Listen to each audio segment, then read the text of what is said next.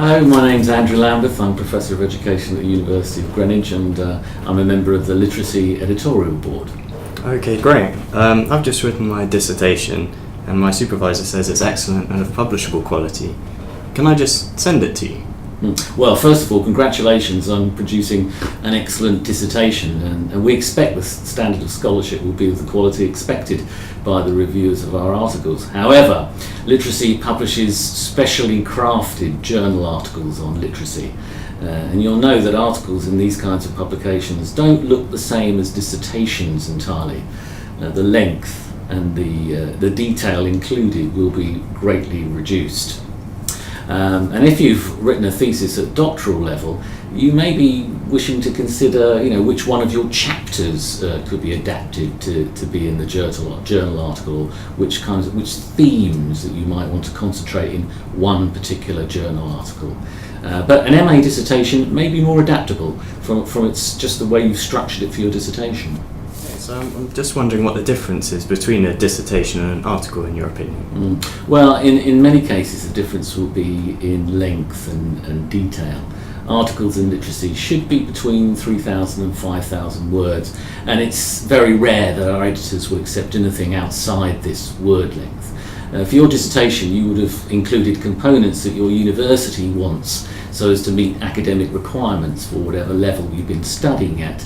And that may not be so important in a journal. In most cases, you'll need to condense some of this detail. Okay, so what kind of things in terms of structure should I be thinking about? Well, the first thing to say, everything that you've written must conform directly to our journal style guide, which can be found in our notes for contributors on the website. For example, your references must be provided in a required format. But in terms of your structure, an important aspect of this, your article's got to be completely self-standing and independently intelligible. You'll need to make sure that there are no references to material found in other chapters of your thesis which aren't relevant to the article that you're writing.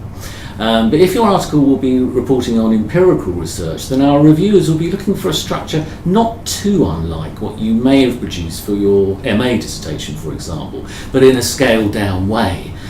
We'll be looking for a title that attracts the reader, provides enough detail and key words that allows readers and search engines to identify your work within a particular field.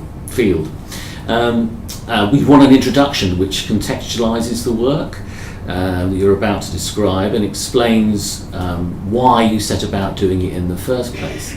And you'll need a fast and high impact start to your paper. So, quite frankly, take out any waffle that you may have thought important in a longer dissertation and get to the key issues as quickly as you can. We also like what might be called a roadmap to what your readers will find when they start reading it and they can follow.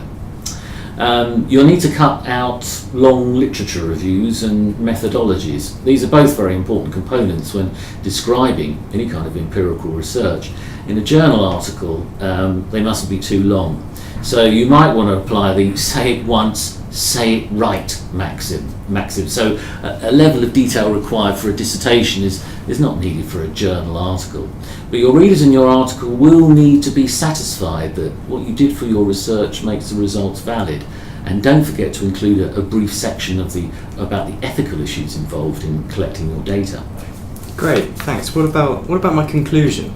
Well, your conclusion should try and show that what you've just described should have impact on users of research, perhaps teachers in schools, for example.